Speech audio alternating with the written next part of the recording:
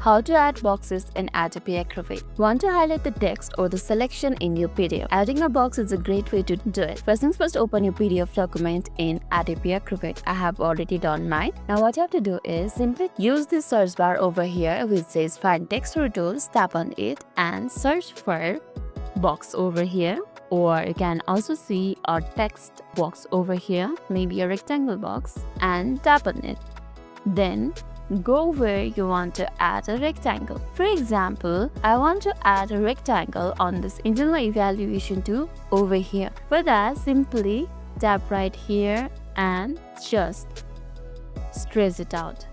And once you are happy, leave it. And that's how we can add a box in Adobe Acrobat. Easy peasy, right? And that's all there is to it. We have successfully added a box in Adobe Acrobat. It's perfect for drawing attention to the important parts of the document. So that much for today. And if this video made your day a little bit easier, don't forget to like and subscribe for more amazing tips. Thanks for watching and see you in the next video.